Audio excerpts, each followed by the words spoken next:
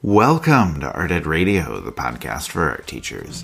This show is produced by the Art of Education University, and I'm your host, Tim Bogans.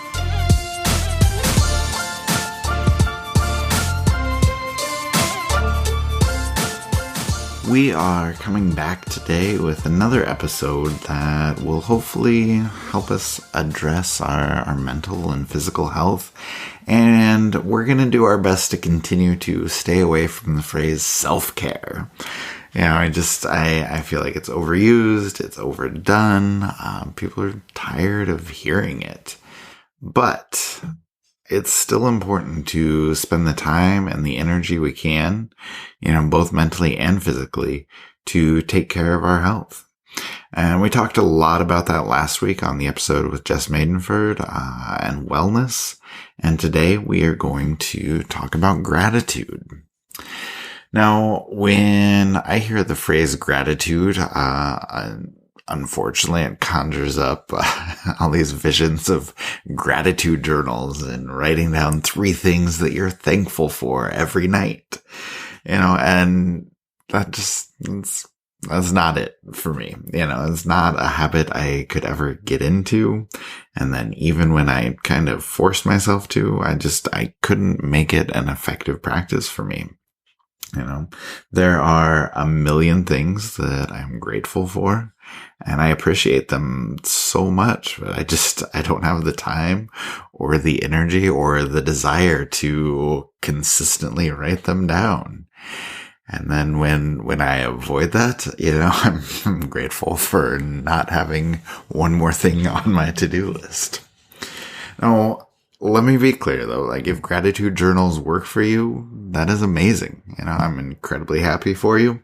If you love the phrase self-care, again, I am incredibly happy for you. I'm so glad that those concepts are working for you. And just please don't be offended if I talk badly about them, but the reality is they're not working for me, and they're not working for a lot of the people that I talk to. So instead today we're going to talk about living with gratitude, what that concept is and some of the ways in which we can do that. My guest will be Chelsea Fleming. She's a former art teacher, former instructional coach, current colleague here at AOEU, where she does just so many different things. But she's been on the podcast before talking about student engagement, and I'm really happy, maybe even say grateful, that she was willing to come back on today to talk about gratitude with me. So let's go ahead and bring her on.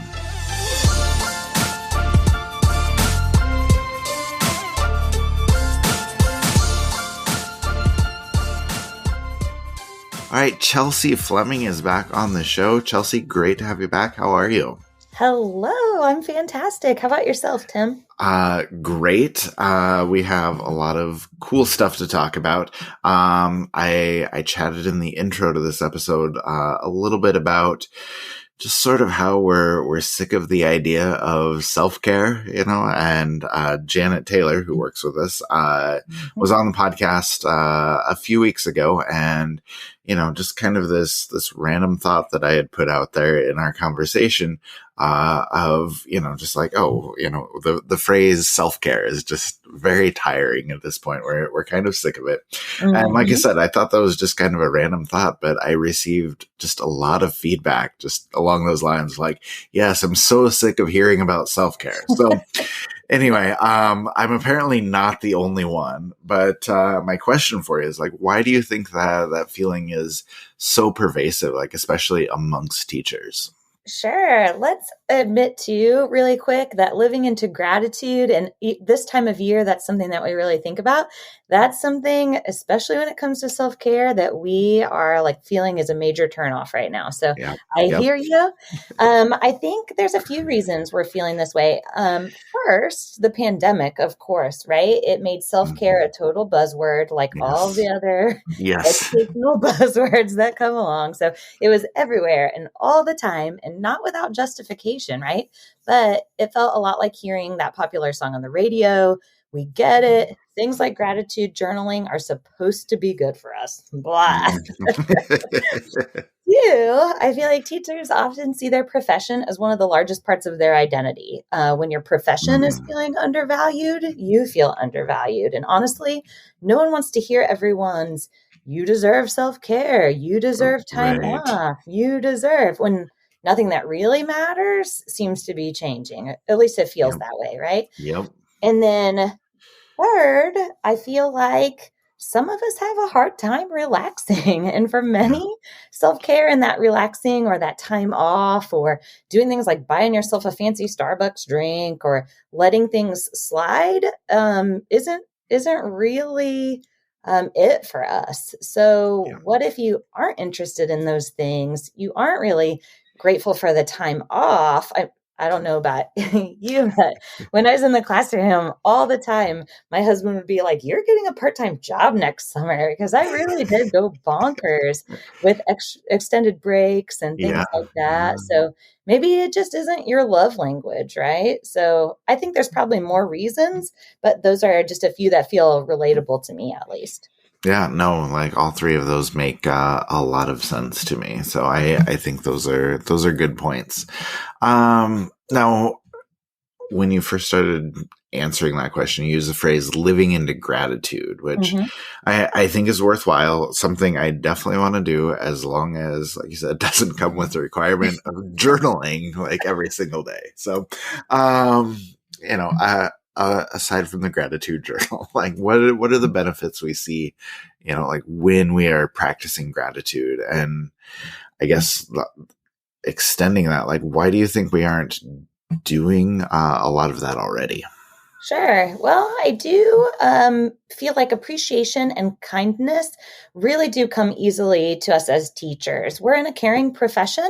And at this time of year, we especially focus a lot on sharing our gratitude for others. Hmm. However, I've found that, in my time as a department chair and as an instructional coach, that teachers often tend to have a hard time showing that appreciation and kindness towards themselves, right? So Yeah. um, ultimately, it's supposed to be a great thing for us, right? Like sources like Psychology Today, and some of those will really tell us the benefits of gratitude are things like improved psychological and physical health, better sleep, better self-esteem, improved relationships, all of that stuff.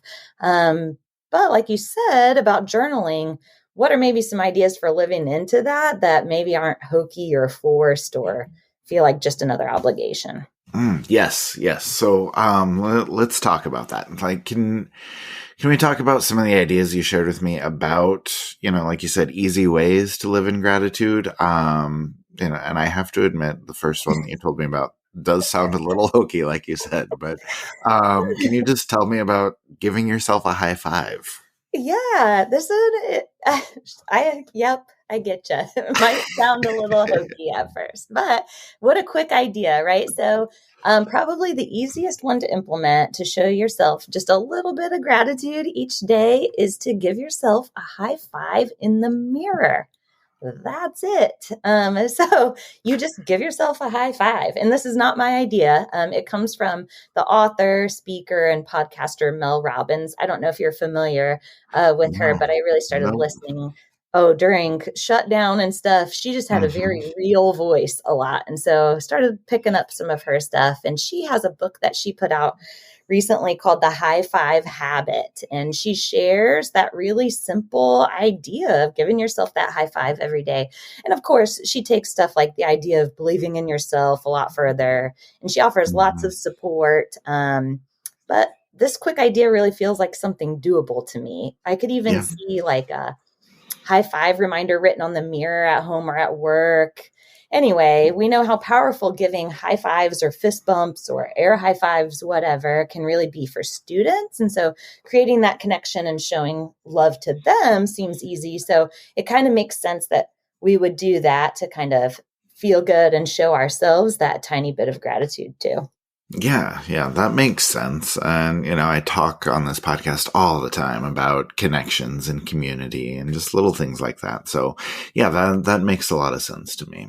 Another idea that really resonated with me is what you called the ratio of progress. So, can you talk about that concept and maybe share some tips on how to make that work?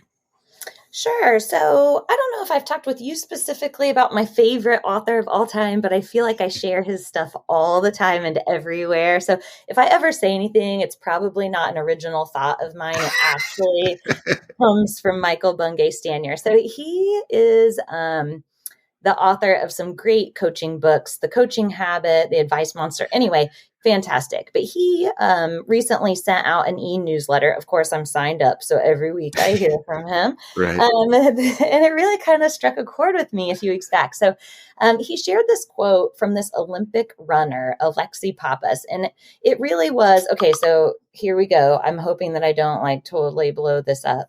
Oh, there we go. So it said something to the effect of like, when you really are chasing a dream, you're supposed to feel good about a third of the time, and then like, okay, a third of the time. And then you're really going to probably feel crappy the other third of the time. And that those ratios are okay, because if you're actually like pursuing something that's worthwhile, you're not going to be, feeling fantastic about all things all the time, or else then you're not really Mm-hmm. pushing yourself. You're not Mm-hmm. kind of growing and getting out of your comfort zone or accomplishing something big, right? Does that make sense? Yeah, for sure. So I thought it was a really cool quote. And so he ultimately connects it back to the work he's doing on writing a new book and how it's really been something kind of he's been wrestling with. But you could kind of relate it to anything you're wrestling with, like a goal or a tough time or a task, or even something you have a love-hate relationship with, like running, or, maybe the school year right Yeah, now. the school itself. Yeah. So he stresses that this idea just sort of gives us permission to feel that mix of okay and great and crappy all at the same time, especially when you're doing good work. So, the tip he shares is to set an alarm for the end of the workday each day. And then the goal when it goes off is to stop working, and Mm-hmm. then to write down something worth celebrating from that day. So I know we might be gratitude journaling averse, but you could just bypass the writing part and take a moment to reflect. The idea, though, is really to kind of um, instead of driving home and replaying those hardest parts of the day, to just really be intentional, about thinking about, well, what is it that is maybe a celebration? And then I love the idea of having that alarm on your phone too, to just say, hey, it's time to be done right now, and Yeah. let's think about something positive. Yeah, I'm really bad about being done at a certain time, and I'm also really bad about, just focusing on the positives all the time. So I think those are things that definitely could work for me. My question though is, I don't know, about doing all those things. Like, we've bashed the gratitude journaling, which I don't want to dwell on that too much. I don't mean But to bash it. no, and I don't either. We probably, I don't know, we're gonna have a bunch of people who love gratitude journals just sending me angry emails, but that's all right. No, no. But I think whether it is, that journaling or some other, type of reflection, a lot of times it feels like another thing to do. It feels like another obligation, which we're trying to have fewer of. And so it makes it too hard to stick with it.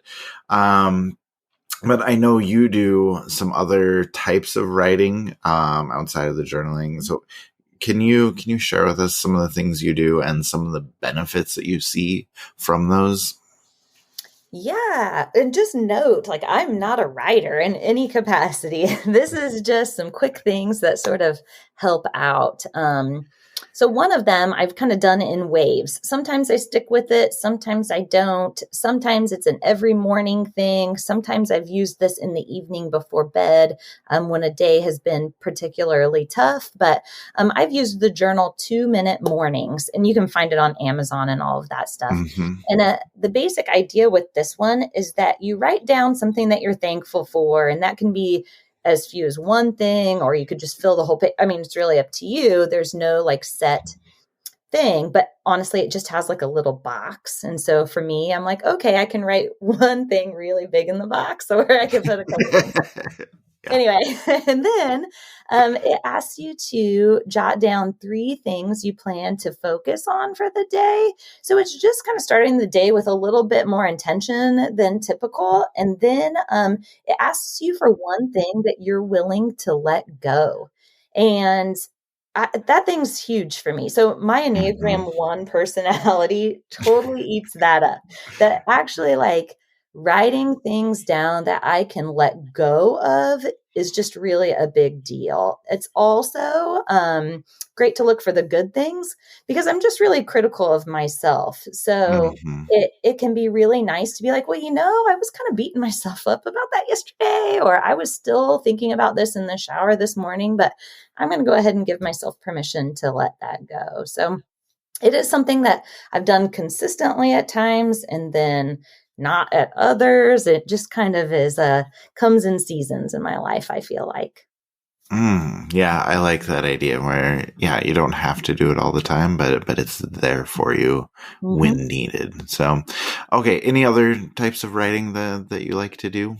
Yeah. So in this one, actually, this idea came from a book I was reading recently called Bittersweet. It's by the author of Quiet. I don't know if you read that one about introverts and all that. Fantastic read. As an introvert, very excited about that book. Right. So this one, Bittersweet, it's a really interesting read. And it's longer title is How Sorrow and Longing Make Us Whole. And so again, really interesting. But in this book, the author speaks a little bit about how we all sort of live in this culture where everything should be good all the time, right? Like, or at least we're made to kind of feel that way. So, right. And I know you've talked about this on the podcast before. When people ask, how are you? Everyone's response is the smile and I'm good. Right. But I think, and clearly so does this author, that sometimes it's okay to really put out there into the world all the feels, and it's okay to feel the feels. So she shares this study done, University of Texas, I believe it was, by a social psychologist, where they had these groups where they asked people to write about their hard times, and they actually ended up being calmer and happier than those people who just wrote about anything at all, right? So they wrote about the tough stuff. And there even seemed to be like some links to physical health benefits to this. So the idea is that you're writing down all of the tough stuff and just getting it out. So instead of gratitude journaling and focusing on what's the good things, that it's kind of okay to write down all the crummy stuff. And the idea is that when we kind of get out all of those things, we stop sort of thinking about them as misfortunes or as flaws, but instead think about as opportunities for insight and growth, right? How many times have you had a really tough time, and then when you've gotten through it, you've been like, oh my gosh, my life is so much better now that I have been through that tough time, or I learned so much from that. And so instead of focusing on the good, sometimes it is okay to just get out the tough stuff. And then the idea is that you'll be able to look back and kind of think about it more as a spot of insight or of growing. Yeah, just a growth opportunity. And I appreciate that idea because, like you said, a lot of times we don't feel like we have the permission structure to think about those things because we're always, like you said, trying to put on a show or trying to let everybody know that things are perfect even when they're not. And so I think taking some time to reflect on that, like you said, using it as a growth opportunity is a really good growth opportunity. I don't know how to phrase that exactly, but I do appreciate that idea. Now, along with reflection and, thinking about these things, I know that one thing that always helps me feel better and actually helps me reflect, gives me time to do it, is running. And I know not everybody loves to run, and just quick aside here, because I know you work out a lot too. But a running friend of mine has this theory. We were just talking about this, that people hate running because they work too hard at it. Like they go out too fast and they stress themselves out about it. They go too hard and they're like, this is miserable. And he thinks that everybody should just all the time. No, he thinks everybody should just slow down and run like 12 or 13-minute miles, just like as slow as possible. Yeah. And like more people would enjoy running if they just chilled out about it a little bit more. So anyway, I think there's some validity to that. But anyway, the point I was making is not everybody loves to run, but I think, there is something about physical activity that's worthwhile. Like, do you find that it's worth it for us to find the time to perform any kind of physical activity? Oh gosh. Yeah, absolutely. I mean, and I know I talk big about running being terrible, but I really do enjoy it too. I'm kind of into all things physical fitness. It is one of my mental health go-tos, is when I'm feeling tough, is to move my body. And so I really do kind of believe in that idea of, even if you're right, even if we're not trying to run 6-minute miles and do these awesome things, we can just move around a little bit and kind of remember that it does something to us when we move our body around, when we're having a hard time getting motivated or staying positive or finding the good, even just doing a couple push-ups. I mean, and that doesn't have to be like legit push-ups, just like you're saying, slowing down with running. Why not some wall push-ups, or from a chair or a bench or from your knees, whatever it takes. But I do feel like sometimes having that little bit of physical activity can just help you feel good and impact your attitude. Absolutely. All right. That's awesome. Chelsea, thank you. I appreciate all of this. I appreciate all the research you bring into it and all the ideas that you have for everybody. Before we go, any last words of advice for people? Oh, I just think that these ways to kind of live into gratitude feel just a little more real than the idea of kind of pouring out that long list of good things each day. So my hope is that everyone will find something or a combination of things that helps them to feel a little more kind and appreciative towards themselves. Oh, sounds good. Chelsea, thank you so much. It has been great to talk to you today. Thank you, Tim. All right. Thank you to Chelsea for sharing so many wonderful ideas. I appreciate her coming in with so much research, so many ideas, so many suggestions. Now, if you're like me, not all of those ideas are going to work for you. I'm not going to be high-fiving myself in the mirror, for example. But, she did have a lot of things that I think can be very valuable for me. I love the concept of the ratio of progress that she talked about. And, I want to continue to do, exercise and physical activities, which we just closed the conversation with. I'm grateful that I have a body that works and a body that allows me to do that. But no matter what you're grateful for, what is going to help you live with gratitude, I hope somewhere in the discussion today you found or thought about a way that you can continue to do that moving forward.